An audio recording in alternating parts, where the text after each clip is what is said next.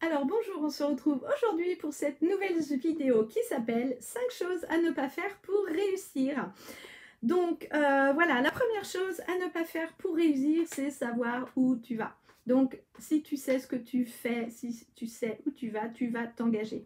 Donc moi j'ai créé en fait un PDF, c'est un guide pour justement s'engager envers soi-même dans sa vie.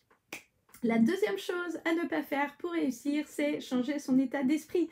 Si tu fais toujours les mêmes actions et que tu fais en fait constamment les mêmes choses et que tu es constamment à critiquer les autres, eh bien tu vas évidemment te mettre en échec. Voilà, donc cette deuxième chose-là, c'est une chose à ne pas faire pour réussir.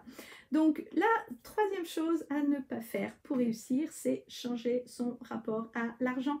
Parce que si tu penses que les personnes qui ont de l'argent, en fait, ne sont pas positives ou qu'elles sont critiquables, eh bien bravo, tu es au bon endroit pour justement rester pauvre toute ta vie. La quatrième chose à ne pas faire pour réussir, c'est bien planifier tes journées. Donc ça, on le fait dans Intemporel, tu peux rejoindre le programme. C'est un programme qui est comme un challenge de 21 jours pour justement bien planifier tes journées et réorganiser en fait ton planning en fonction de ton écosystème. Et la dernière chose à ne pas faire pour réussir, c'est passer à l'action.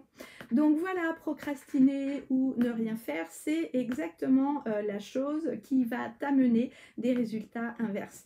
Après, travailler peu pour gagner beaucoup, c'est exactement en fait moi ce que je préconise et en ce moment je travaille 4 heures par jour et j'ai énormément de